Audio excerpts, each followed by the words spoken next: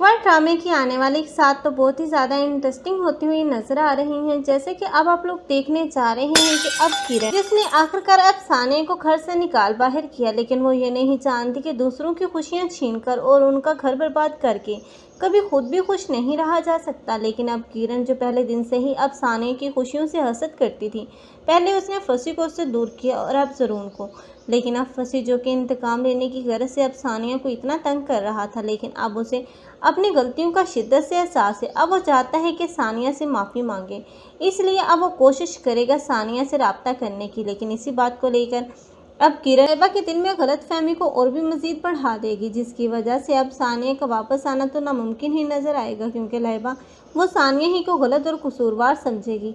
लेकिन सानिया की तो कोई गलती नहीं, लेकिन आखिरकार यही फंसी होगा जो कि सानिया की बेगुनाही साबित करेगा, क्योंकि अब वो जान चुका है कि अब किरण किसी भी सूरत अब सानिया का घर नहीं बसने देगी, और वो ये जानते बूझते हुए भी अब किरण का साथ देता रहा। इसलिए अब वो अपने अंजाम तक जा पहुंचा है। अब वो मजीद इस मुश्किल में नहीं रहना चाहता और इस अजियत को बर्दाश्त नहीं करना चाह रहा, इसलिए अब वो सानिया से तो माफ़ी मांगेगा, लेकिन पहले अब उसकी बेगुनाही ज़रून के सामने लाएगा। लेकिन ज़रून जो कि अब फंसी की शक्ल तक नहीं देखना चाह रहा और ना ही अब उसकी बातों पर यकीन करेगा, इसलिए यही फंसी होगा जो कि अब ज़रून के सामने सबूत लाए, जिससे ये बात तो वाज़ेह हो ही जाएगी कि किरण ने जानबूझकर अब ज़रून को हासिल किया, क्योंकि वो तो पहले दिन से ही अब सानिया की हर खुशी से हसद करती है और उसकी हर खुशी को छीन लेती है।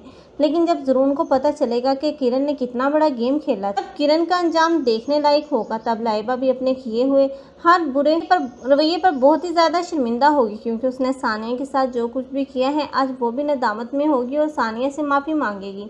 आप लोगों को ये ड्रामा कैसा लग रहा है और कौन कौन चाहते हैं कि सानिया और ज़रून को एक साथ दिखाया जाए? कमेंट सेक्शन में अपनी कीमती राय का इज़हार लाजमी करें।